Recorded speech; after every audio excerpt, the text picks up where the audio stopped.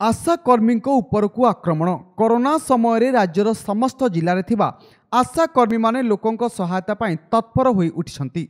जदि गाँव को कहीं प्रवासी फेरंता आसुछंती सेमानंको ठारू तथ्य संग्रह करने सह कोरोना भयावहता संपर्क में सूचना देउछंती आशाकर्मी।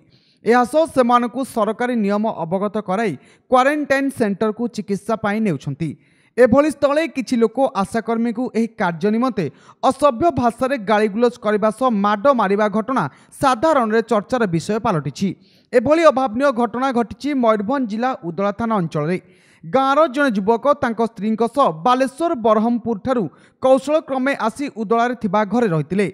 ए संपर्क में खबर प्रचार हेबा परे आशाकर्मी आरती मल्लिक और वार्ड मेंबर जयंती मल्लिक संपृक्त युवकों घर को जाइथिले। सेठारे उक्त युवकों संपर्क में तथ्य संग्रह करथबा समय हठात युवकों परिवार लोके तांको मारणास्त्र सह आक्रमण करथिले। दुहे आशाकर्मी और वार्ड मेंबर सेठारु जीवन बंचाई पळे आसिबा सह उदला थाना रे एने एक लिखित अभियोग करछंती।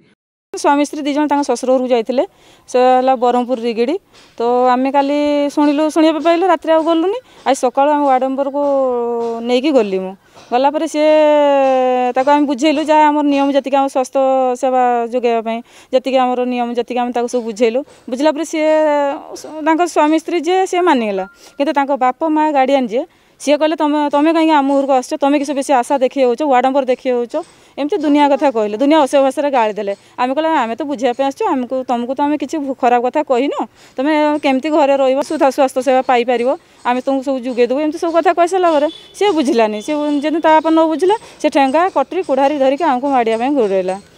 मयूरभंज उदलारू अभिजित बेहरा कोणार्क न्यूज।